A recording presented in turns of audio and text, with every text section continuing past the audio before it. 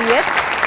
نيجي لاكتر لعبه حققنا فيها ميداليات كمجموع، وكمان اكتر لعبه جبنا فيها ذهب في نفس البطوله اللي بنتكلم عليها. 12 ميداليه منهم 9 ذهب. رفع الاثقال، مصر حققت عدد كبير من الميداليات وارقام مهمه جدا، وتاكيد لبطولات سابقه لاولادنا رافعي الاثقال او الرباعين المصريين. الف مبروك، الف مبروك، مبروك يا كابتن، الف مبروك.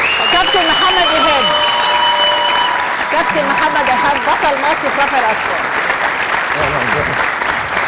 الف مبروك يا كابتن، الف مبروك، سعيده جدا.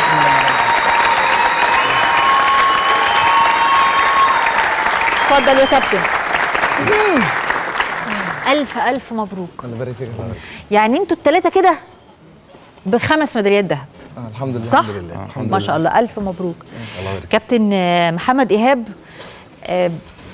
بقيت الاسم الاشهر في رفع الاثقال في مصر ما شاء الله. الحمد لله. بقيت البطل المتوج في اللعبه دي، وجايب ميداليتين ذهب من البحر الابيض المتوسط.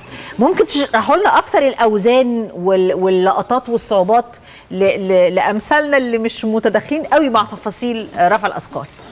هي الرفعه الاولى خطف. دي كام كيلو؟ دي اقصى صعوبه طبعا عشان المدى طويل والوقت قصير، فبيبقى صعبه. الرفعه الثانيه كلين ونطر، دي على مرحلتين. للصدر وبعدين فوق، دي بيبقى الوزن الاعلى عشان المدى اقصر والوقت اطول. في 2005 كنت داخل المنتخب ناشئين تحت الاختبار، حوالي 30 لاعب يصفوا منهم 8 يقعدوا في المنتخب. فشفت الناس راجعين من اسبانيا وجايبين ميداليات، وطبعا كل واحد بيقول قصته في البطوله، كواليس يعني زي اساطير كده يعني. وارقام طبعا بالنسبه لي كنت لسه صغير يعني. 2009 حاولت ان انا اسافر، كانت في ايطاليا، واجلت الكليه وعملت اللي عليا وحققت ارقام في بطوله عالم الناشئين وجبت ميداليه، ولكن برضو ما كانش ليا نصيب ان انا اسافر. 2013 كان في تركيا، كان فيها ظروف الوقف والكلام ده، فما لحقتش برضو العبها. 2017 الدوله اعتذرت، قالت انا خليها 2018 عشان ما فيش فلوس. فين بقى وفين لما وصلت يعني. بس انت وراها يعني، انت هتشارك فيها هتيجي يعني. يعني الحاجه هتيجي. قول مين بقى الدول اللي واقفه جنبك او اللي واقفه تحتيك في التتويج ده؟ في الاسباني والتركي. الاسباني واخد الخامس على العالم، والتركي انا كان لاعب في التضامن الاسلامي وبرضه واخد ثالث يعني. انا غلبته في وانت في بطوله العالم؟ بطوله العالم خدت اول الحمد لله والشكر لله. وصدرت التصنيف العالمي، وكانت طبعا حلمي ان انا اخش في افضل 40 في العالم. دخلت الاستفتاء وخدت الثاني، وان شاء الله الفتره الجايه نوصل للاول ونقدر نوصل للمنصه الاولمبيه بالذهب باذن الله. ان شاء الله ان شاء الله. كابتن جابر احمد فرحان، اهلا بيك يا كابتن جابر. مبروك 2 ذهب، وده برضو حاجه تفرح القلب يعني. الحمد لله. الله يبارك فيك. اشرح لي الميداليتين. حضرتك اللعبه عندنا في دوره البحر الخطف لوحده والكيلو والنطر لوحده، غير بطوله العالم. بطوله العالم بيبقى فيه خطف ونطر ومجموع. دوره البحر عاملين ميداليه الخطف لوحدها وميداليه الكيلو لوحدها. الحمد لله حصلت على الذهبيه في الخطف، اللي هي لا يعني قول لنا كام كيلو من المحاوله الكام، الكلام ده اللي احنا يعني بنقعد نسمع المعلقين بيقولوا. بصراحه الماتش معايا في الخطف، انا دخلت محاوله واحده كسبت بيها كله وما كملتش الماتش. يعني باول رفعه كسبت الذهب وما كملتش بقى الماتش. فهو الغرض كان من الذهب هنا. يعني انت ما كملتش لعب؟ لا، المفاول في الخطف احنا بنلعب خطف وبنلعب نطر. فانا الحمد لله في اول محاوله انا كسبت الماتش كله. خلاص ما كملتش كلين، ما كملتش خطف، لعبت بقى ايه؟ ما لعبش يا عمي، ده راح اتفسح ورجع وجاب ميداليتين ذهب. طب لا احكي لي اللي انت اخدتها من اول رفعه، ده كان كام كيلو؟ دي كانت 162 كيلو خطف. حضرتك احنا اللعيبه بتخش بترتيب الارقام. يعني مثلا في 160 اللي حاطط 160 بيخش، وفي بقى يعني بالترتيب الاعلى. فانا خلصت اللعيبه اللي معايا كلهم خلصوا لحد 160 كيلو. 160 كيلو خلصوا الرفعات بتاعتهم في 160، فانا زودت 2 كيلو دخلت 162، كسبت بالرفعه الاولى. لما ترفع بعدهم خلاص انت ضمنت الذهب. هم كلهم خلصوا، انا بقى دخلت بعد ما هم كلهم خلصوا. كسبت بالرفعه الاولى ذهب. اللعبه الثانيه برضو كان معايا منافسه مع التركي ويوناني وسوري وتونسي. كلهم كانوا بيحاولوا بيلعبوا على بعض، كلهم على المحاوله الذهب. فلعبوا بقى على بعض على السن، ده هيشيل وده هيشيل 5 فنخليها 6 فالاثنين دخلوا 6 وقعوها.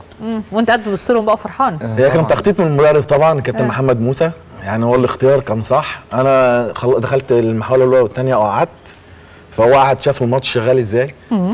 فكان الاختيار في ال 204. هو شاف طبعا اللعيبه اللي معايا ان ما حدش هيعدي الرقم اللي هو شاله. ده فريدو، ده فين؟ ده في الاولمبياد فريدو جانيرو صح؟ ايوه بس انت محقق رقم كويس يعني فريدو جانيرو. بس دي الرفعه دي جابت اصابه.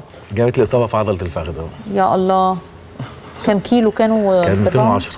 نعم 210. ده انت لسه موجوع لحد دلوقتي. كل ما بتيجي الصوره دي كل ما بتقرب الدوره الاولمبيه بيبقى هي حضرتك الحلم الكبير كلنا الدوره الاولمبيه.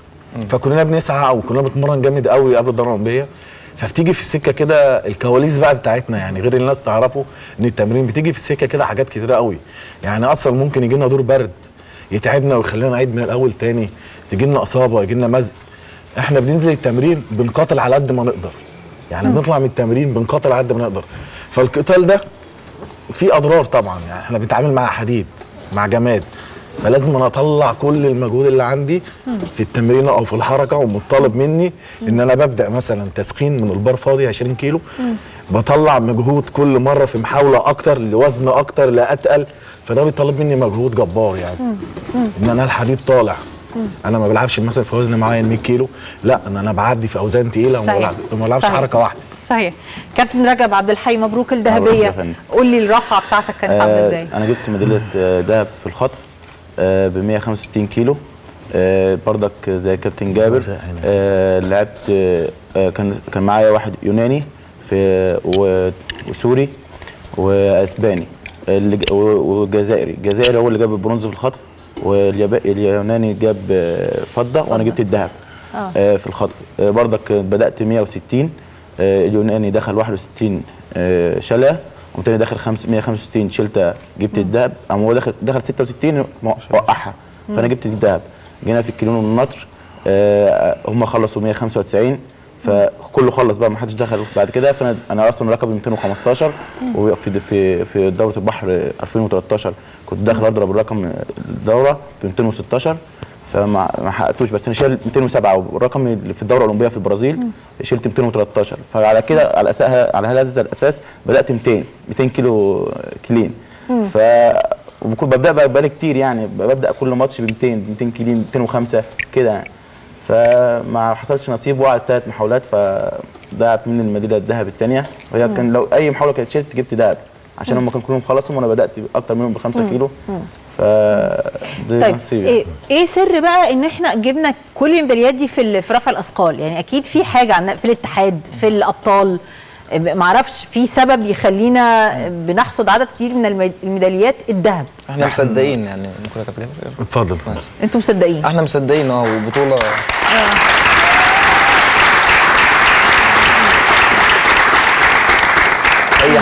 اي حد فينا ماشي من هنا من البلد عارف انه هيروح يجيب الذهب وما ينفعش يقل عن كده. بطوله بتاكل 4 سنين فما ينفعش انها تفوت، وممكن تفوت والعمر ما يجيبش تاني ان انا اقدر اطول اللي بعدها.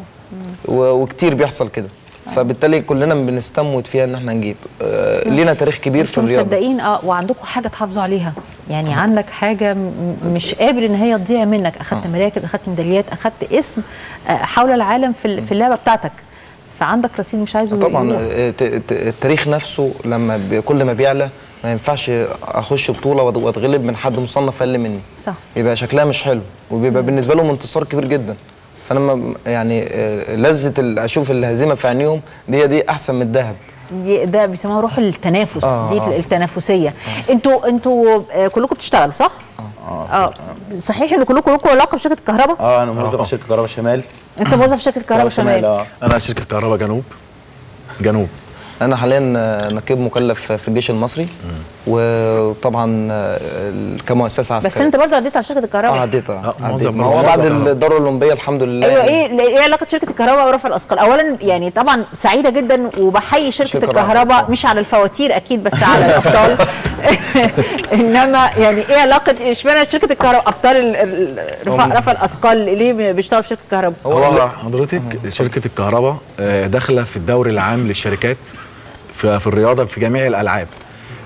فاحنا لينا علاقه بشركه الكهرباء. احنا كابتن علاء حسن اداري الفريق عندنا وفي نادي الكهرباء وليه علاقه بينا كويسه، فهو طبعا دخل لعبه رفع اثقال في الشركه، وابتدى ياخد اللعيبه من المنتخب ومن خارج المنتخب اللي بتناسب اللي بتنافس معانا في الدوري. فدخلنا بالطريقه دي ان احنا بنلعب لها برده ماتشات، بس احنا موظفين فيها، احنا مفيش تفرغ رياضي، بننزل فيها الشغل عادي.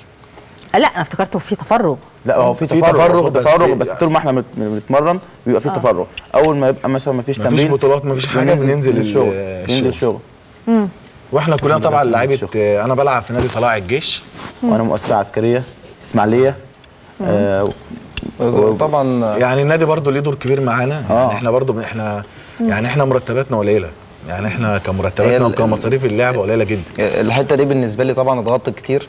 كنت في شركه الكهرباء والوزير وزير الدفاع صدق الصبحي طبعا بعد الدوره الاولمبيه والبرونزيه التاريخيه اللي انا جبتها كلفني في الجيش عشان يقدر ان انا يفرغني تماما للتمرين، وكان يعني كله متابع بقى من اول وزير الدفاع الحالي انت عملت محمد احمد زكي مبهر في الاولمبياد. وزير الدفاع محمد احمد زكي طبعا.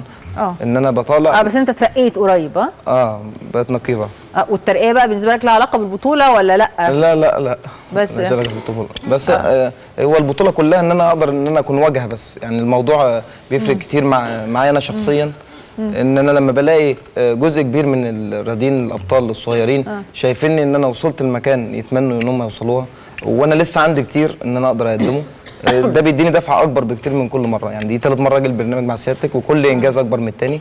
كل مره بنبقى فخورين جدا انه بطل العالم في رفع الاثقال بيجي معانا، والناس يعني بتتخطف من البطوله ومن المسؤوليه اللي انت فيها يا كابتن ايهاب، وانت عارف تقديرنا ليك قد ايه كبير. انت منين اصلا؟ من دمياط. من دمياط. حضرتك؟ انا من القاهره بس مواليد مغاغه المنيا. بس قاعد في القاهره. انا من الفيوم. انت من الفيوم، وحكيت لنا مره في حلقه من الحلقات ده واضح ان في مشاهد من الفيوم. حضرتك من الفيوم يعني ما حدش عشان المنيا. يعني بص اولا اهلا بيك.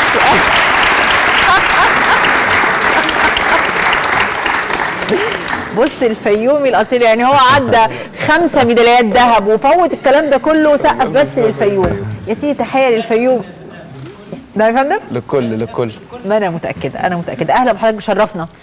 انت من الفيوم ومقيم في القاهره ولا جاي من الفيوم؟ جاي من الفيوم ودمياط. حضرتك من دمياط؟ طب يا جماعه انت كل واحد بقى اهلا بيك.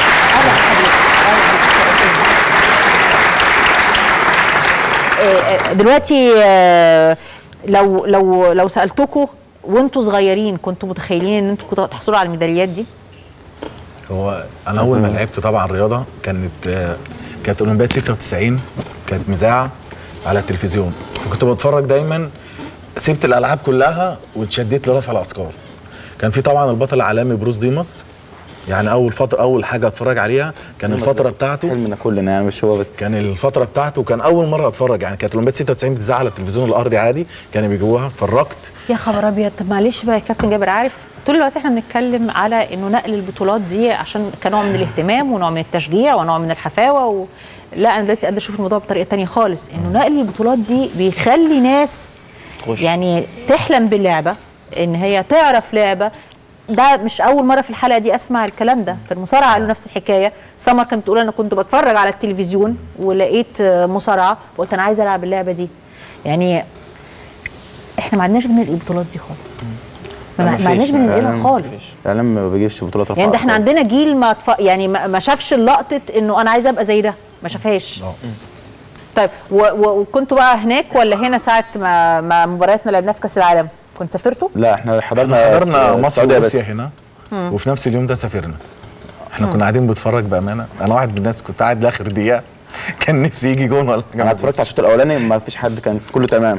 طلعت الاوضه نزلت لقيت فيه 3 ايه بسرعه كده.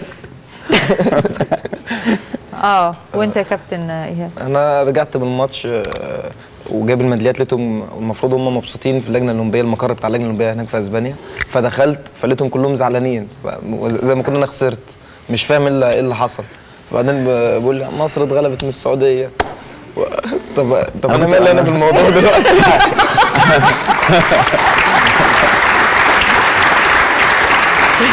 والله عندك حق. يعني لعبه واخده اهتمامها واخده حقها، والشعب يعني بيكسر نفسه من حاجه زي كده. كنت اتمنى ان يعني انا العب كوره ولا حاجه، ولا بكون بعرف العب كوره، كنت سديت في اي حاجه. ما انتوا سديتوا الحقيقه، انتوا سديتوا. احنا فرحانين بالميداليات الذهب، ويعني بنشكر كل حد مهتم باللعبه دي وبيحاول يساند ابطالها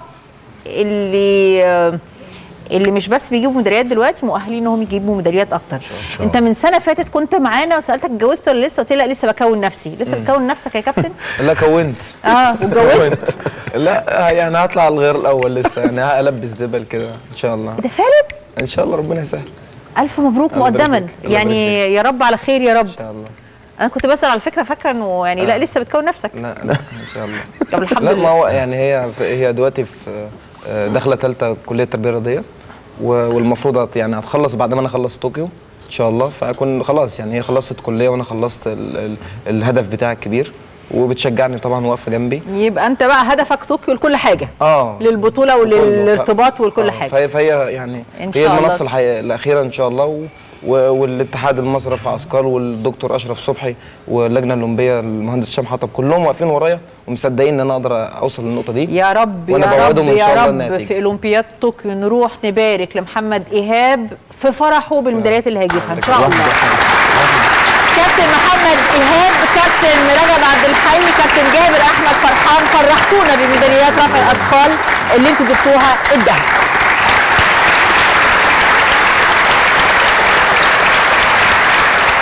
مبروك يا كابتن، ألف مبروك.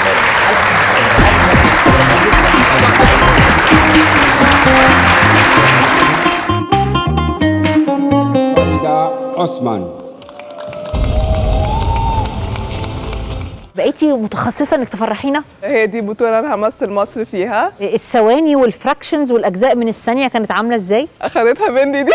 المرة دي وانت راجعه من المطار حسيتي بالانجاز قوي يا فريده؟ بتمرن وباكل وانام وجبت كلب حتى عشان يسليني. And she missed the silver only by 0.01 second.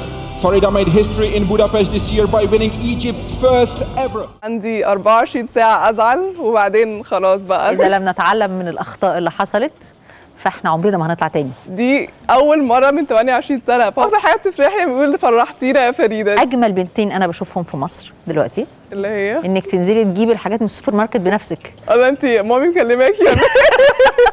تفتكروا احنا هنتعلم من أخطاء المونديال ده ولا لا؟ ده انتوا جمهور سوداوي.